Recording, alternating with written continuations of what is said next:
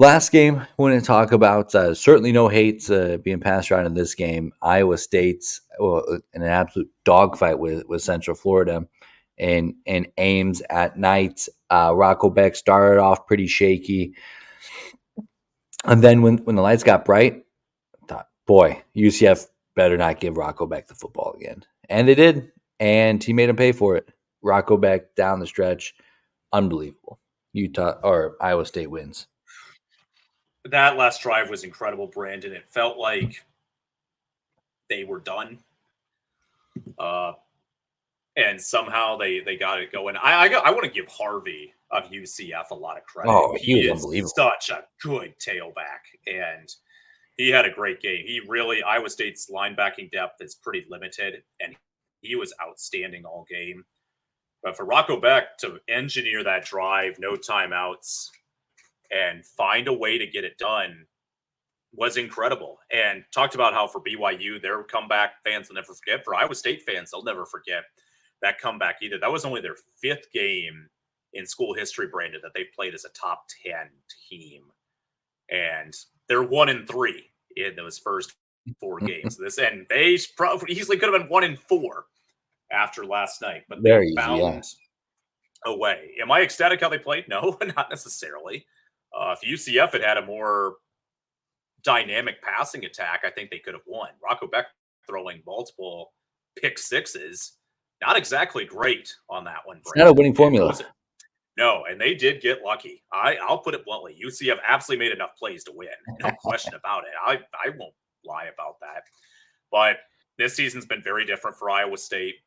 It's been a fun year. It's been a phenomenal, just, as an Iowa State fan, just so much pain throughout my life. So for them to kind of put together what they've been able to put together has been really special, Brandon. It's been really special for sure. So obviously for them going forward, we'll see what they can do. I feel for UCF a little bit because they made enough plays to win, but Iowa State's defense got stopped. And Rocco Beck made the throws he had to make that final drive. And obviously that QB rush was just sheer energy with 30 seconds to go. My favorite thing about this run for Iowa State is every week now we get some just absurd first time since stat. This is Iowa State's first time being 7-0 since 1938. Matching the best start in school history. So I guess we won't get another one last year, but just to put that in perspective, that was like in the heat of World War II. That was the last time Iowa State had a start this good. Yep.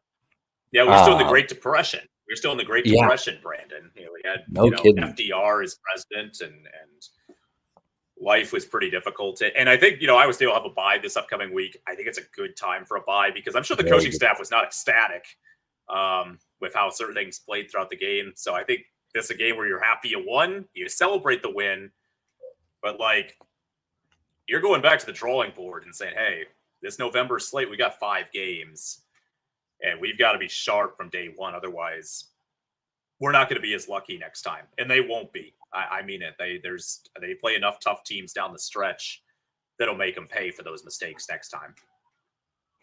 Yeah, it's a good time to be an Iowa State fan because good teams find ways to win. They make plays when they need to late. And yeah, when you have a start like Rocco Beck had, it would have been so easy for them to just pack it in. And I also have to give credit to our friend of the show, Arthur Gustavo Malzahn III. It looked like there was a point where his team was punting on the season, and for them to come into Ames and that kind of environment and really give them their best foot forward, that's not nothing. I mean, Rocco Beck made a couple more plays down the stretch, but that would have been a marquee win for the Malzahn season. It just happened to run into back Rocco magic or whatever they want to tag it. Yeah. I probably all my love for Gus Malzahn, I think would have went out the window. I don't know if I could have loved Gus ever again if we had lost last night. I can't say that I love Gus Malzahn. The guy's so funny. Just for UCF, this is a tough loss though, because you're right, Brandon. They should have won, could have easily won. I thought their defense played very well. I know they gave up 38 in the end, but you get 2 pick sixes. That's something. I mean, that's something. Those are big plays. I thought Rocco was off for a good chunk of the night too. Like, I think they did some nice stuff against him. They had a great running attack. They really took advantage of that. So tough loss for them. But for Iowa State fans, I know it wasn't pretty. I know probably national pundits are like, well, maybe they'll drop them in the polls. I don't really care if they do. We won. And we keep this undefeated season going. I think we hit that bye really at a good time. I think we need to get a little healthier, especially that linebacking position. But this feels good, Brandon. There's no question about it. It's every day is a good day to be a Cyclone. It's just some days are better than others.